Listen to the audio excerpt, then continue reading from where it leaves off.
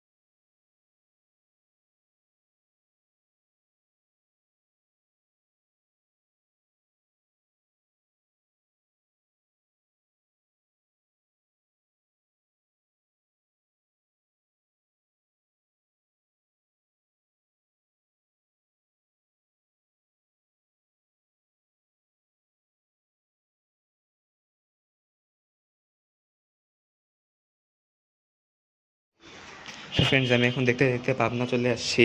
আজকের ভিডিওটা এই পর্যন্তই। তোমাদের ভিডিওটা কেমন লেগেছে অবশ্যই কমেন্টে জানাবে। আর হ্যাঁ, নেক্সট ভিডিওটা তোমরা কোন রোডে থেকে দেখতে চাও। আমি ময়মনসিংহ থেকে ঢাকায় আসবো। এটার কাজ এখনও চলতেছে, আসলে একটু দেরি হবে, একটু ধৈর্য ধরতে হবে, পেয়ে যাবেন ইনশাল্লাহ। আমি এই যে পাবনা বাস টার্মিনালে চলে এসেছি। এখানে নেমে পড়বো আমরা। আমাদের বাসটি পার করতেছে। বাসটি ছিল ইসুজু MT-134Q এর একটা বাস। জোস ছিল বাসটা, এক কথায় বলতে গেলে। তো আমি বাস থেকে নেমে পড়লাম। এই যে আমাদের এই বাসটা কেমন, ইসুজু লেখা সামনে। বাসটা এই যে চাকাও এরকম ঠিক।